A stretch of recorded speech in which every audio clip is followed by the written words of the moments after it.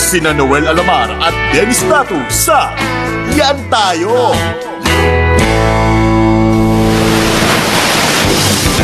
Mula Batanes hanggang Tawi-Tawi, sama-sama tayong makinig sa mga Kwentong Nayon.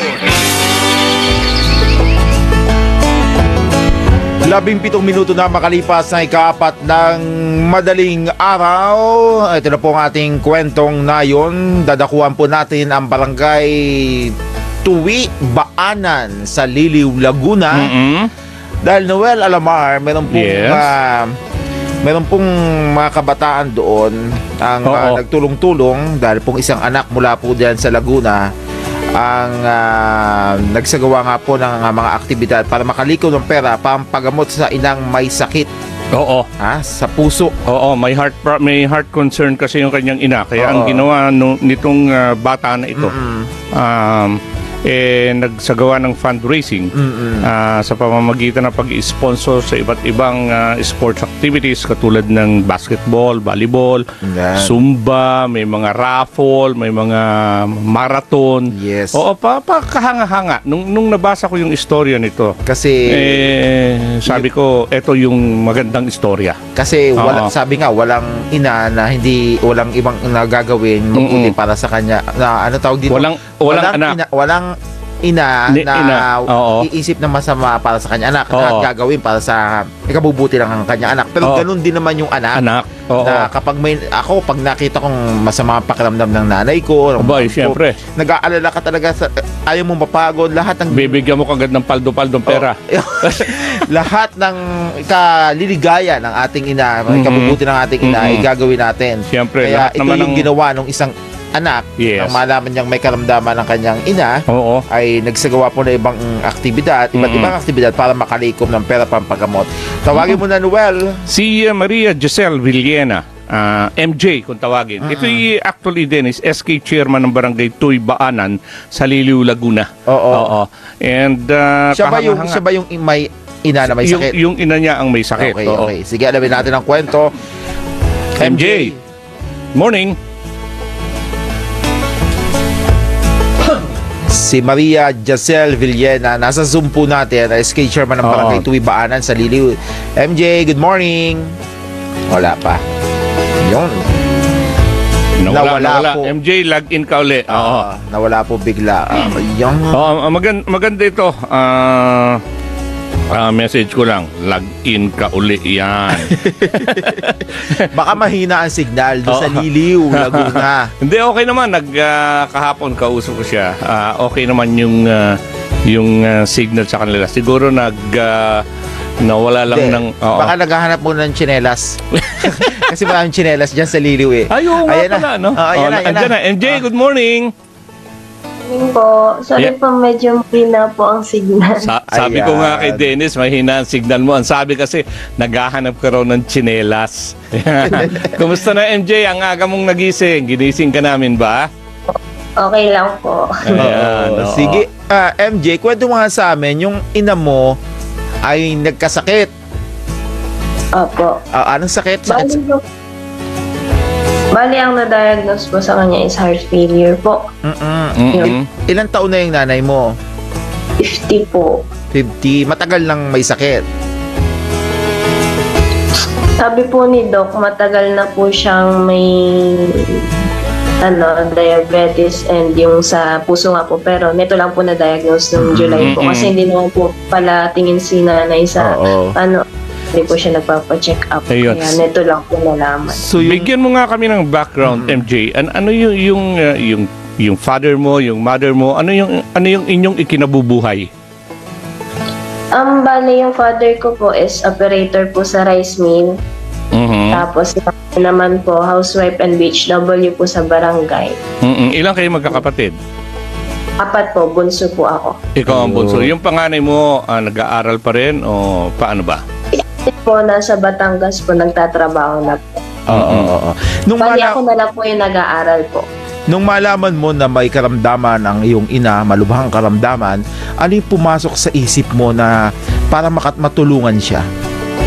Actually, nung una po, parang feel ko ang helpless ko that time kasi, yun nga, nakikita ko pong nahihirapan na si nanay and wala pa po akong maisip na kung ano pa pong pwedeng maitulong sa kanya, kundi samahan po siya sa hospital. Actually, ako po yung kasama niya palagi. Bali, nung birthday ko po, nasa hospital po kami, doon po namin nalaman yung sakit ni nanay. Tapos, ayun, tuloy-tuloy na po. Hanggang sa... may isa pong friend ko na inopen ko po sa kanya yung problem po namin and ayun, nag-suggest po siya na yun nga po sa For a Cause. Actually, hindi ko po in-expect talagang siguro po binigay po ni God yun as an instrument po para po yun, makagawa po kami ng isang program na makatulong po para po kay nanay. Ano yung program na ginawa? Ano yung mga program na inilatag ninyo? Yun po, bali, nag-plan po kami dun sa For a Cause activities. Nung pong May 1, nagkaroon po kami ng basketball and volleyball. Ayun, tapos nagkaroon po ng day 2 yung basketball kasabay po ng ML tournament. Ayun, tapos nung last day po, sa umaga po, color fun run. Tapos nung hapon po, Zumba, and yung pong pinaka main event ay yung ano po, yung concert po. Doon na po nag-awarding, yung parapol po kami that time. Tapos yung mga banda naman po na nag-perform is, wala po silang bayad. Bali, free lang po na nakausap. Binigay na lang sa'yo. So marami mga kaibigan mo ang talagang tumugod dun sa panawagan mo. Bali, nung una ko pong, bali nung po kami nag-plan ni Andre, si Andre po yung nagtulong sa akin po para dun sa For a Cause. Sinabi ko po dun sa mga ka-SK ko, yung co-SK chairperson ko po sila, SKJM, SK Claire, Jo, si SK Jade, si SK Alexa, yun, bali sila po yung nakatulong ko para po sa pag-organize ng event. And thankfully naman po, talagang, noong una nga po, sabi, may ganyan ka na palang problema, ba't hindi mo agad sinabi sa amin? Tama. Oo. Kaya naman po, may sarili din tayong problema pinagdadaanan ako ng parang dumagdag pa sa inyo. Ayun. Kumbaga nahiya ka. Nahiya po ako. Pero nung bumuhos yung suporta sa UMJ, ano yung naramdaman mo? Nakaka-overwhelm po. Actually po, wala po akong masabi na exact word para po ma-express po yung feelings po, yung pong gratitude ko sa kanila. Pero thankful po ako dahil, ayun, nung in-announce po yung For a Cause events na gagawin ko, talagang ang dami pong willing tumulong, ang dami pong nag-chat sa akin. Like, SK, ano pong pwede kong gawin? SK, magbebenta po ang ticket. SK, mag-join kami sa ganito, ganyan. Talagang nakaka-overwhelm po kasi yun po, nakita ko po na ang dami pong nagmamahal sa akin, especially po kay nanay. Siguro kasi mabuti din yung kalooban mo. Pinakikita, mabait siya talaga. Alam nila na yung pangangailangan niyo talaga. No? So magkano yung nalikom mo? Nung pong nag-compute po kami, nasa 50K plus po. Kasama na po yun, malaki na. Kaya lang yung 50K. Kasi ano po, fixed preparation lang po kami. Talagang hindi ko po in-expect na ganun yung malilikom kasi ngarag na po. Ayun. Pero tapos na yung activities nyo o magkakaroon ng phase 2? Tapos na po siya ng Sunday. Magkano ba yung kailangan mo para sa gamutan ng iyong nanay? Actually po, sa darating po na September 5, angiogram procedure po siya. Ang na-quote po na bali yung total 71K plus. So konti na lang. Tapos konti na lang po. Tapos after po ng angiogram, titingnan po kung ibabypass operation or angioplasty. Siguro abutin ng hundreds po yung sige. Malaki pa rin, malaki pa rin yun. Subukan mong ilapit din sa Malasakit sa center o kaya sa DSWD. Yan. Opo. Baka may Lalapit din ako sa mga politicians po para yun, tama. Mamaya may ibibigay ako sa yung personality na I'm sure makakatulong sa iyo. Ano? And ano sabi ng nanay mo nung malaman yung mga ginawa ng mga kabataan diyan, ng mga kaibigan mo diyan sa inyong barangay, sa Tuwi, Balaanan? Ayun po, umiyak po kasi hindi niya po talaga, actually, wala. Talagang sinabi niya po na ang dami po nagmamahal sa kanya, hindi niya po in-expect na ganun karami yung tutulong. And, ayun, sabi ko naman po, mabait ka naman, Nay. Like, napaka-buti mong tao, lahat ng... Actually, sa amin po, lahat, kilala siya sa... pagiging mabuti niya pong tao. Kasi si nanay po hindi po madamot eh. Kung ano po meron siya, ibigay niya po sa iba. Kaya thankful po ako dahil parang nasuklian po yung pagiging mabuti niya pong tao. Oo. Alam mo, MJ, sabi mo natapos na yung fundraising mo. Pero marami pa kasing pwedeng gawing activities. Mahabang gamutan yung sa mother mong yan. Marami pang pwedeng gawing activities and yung suporta naman ng mga kasamahan mo nasa iyo, bakit hindi kayo mag-isip ng iba pang activities para at least ma-extend ng kunwari mga 3 araw pa o yung ganun, mabigyan pa ng tamang panahon para mas makalikom ng mas malaking pondo? Nagpa-plan po kami ni Andre na magkaroon naman po ng shirt for a cause. Tama. Magbebenta po ng t-shirt po. Tapos sinabi ko po sa mga SK kagawad ko na why not, nagbenta tayo ng, kasi last year po, nagbebenta po ako ng mga Graham balls, mga ganun. Para naman po yun sa fundraising sa church. Ayun. Why not na ulitin natin, di ba? Kasi ang dami din po malilikom pag ganun. Oo, tama. Oo. Save a heart. Buy a t-shirt, parang gano'n, di ba? Oo. Maganda yon. Sige. So, baka may panawagan ka? Oo nga. Oo. Baka may gusto kang panawagan sa mga pasalamatan. Pasalamatan. Sige, nasa iyong pagkakataon, MJ. Ayan, muli po nagpapasalamat po ako sa lahat ng sumuporta at tumulong po sa For a Cause events po namin mga SK, especially po sa mga nag-sponsor po para po maisakatuparan po yung mga activities na yun. Hindi ko na po kayo maisa-isa kasi sa sobrang dami nyo po, ayun. Pero taos puso po ako nagpapasalamat together with my family po. Si God na po ang bahalang magbalik sa inyo ng pagpapala po. Special mention na lang din po kay Mayor na walang sawang sumusuporta po sa amin at tumutulong. Talagang kung ano nyo po, yung ambulance provided niya lahat ng... Banggitin mo yung pangalan. Nakakatulong naman pala sa iyo. Oo. Si Mayor Idemon Leon po ng Giging Laguna.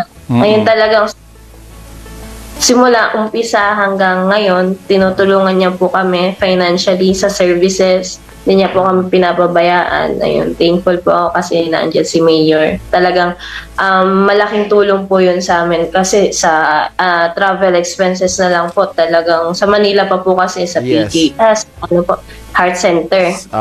Anong gusto mong sabihin ngayon sa nanay mo? Nanay, ayun, Nay, magpakatatag ka. Alam kong kaya mo yan kasi wala, hindi naman bibigay sa'yo ni Lord yan kung hindi mo malalagpasan. And I know na kasi nung last night kinausap mo ako about dun sa conflict namin ni ate. Nagka-conflict po kasi kami ni ate and siguro hindi ngayon pero magiging okay din kami. Yan, pag mo nang isipin yun, kami nang bahala doon. Kung ano man yung problema namin, kami nang solution doon. Ayan. Lahat gagawin mo. Lahat para sa iyong nanay. Kasi mahal na mahal ko po talaga yun. Like, siya na po yung yung best mom talaga. Lahat ng suporta, lahat ng sa kanya ko po nakuha. Okay. Kaya naman sinusuklian mo lamang yun ng ganyang serbisyo at pagmamahal, MJ? Opo. Idol kita! Yan tayo! Salamat din kay Kevin Pamatmat. Siya naging tulay Oo. Ayun, sinat na po ako ni Sir Kevin. Oo. Sige. May tulong din po to. Thank you din po kay Sir Noel sa inyo pong lahat. Thank you po. Kasi binigyan niyo po ang opportunity para po dito po sa interview to. MJ, ganito ang gagawin natin. Kung ano man yung resulta nung examination ng yung nanay, just let me know para kung sakaling may magkaroon tayo ng part 2, gagawin natin. Ha, MJ? Bukas yung aming programa. Apo. Thank you so much po. And yun, lalapit na rin po ako sino pong nanonood ngayon. Nawa po ay buksan niyo po ang inyong mga puso para po tulungan po si nanay financially, spiritually. Sama-sama po tayo mag-pray para po sa kagalingan ni nanay. Okay. Okay. Maraming salamat, Maria Jaisel Villena. Okay. Ayun, kita mo, kahanga-hanga ito, ano? Kahanga-hangang anak, dakilang anak na ginagawa ang lahat ng sakripisyo para sa kanyang magulang. Para madugtungan ang buhay ng kanyang ina. Magbabalik po ang Yan Tayo sa ating pagbabalik ang ikalawang bahagi ng Kwentong Nayon. Sina Noel Alamar at Dennis Nato sa Yan Tayo.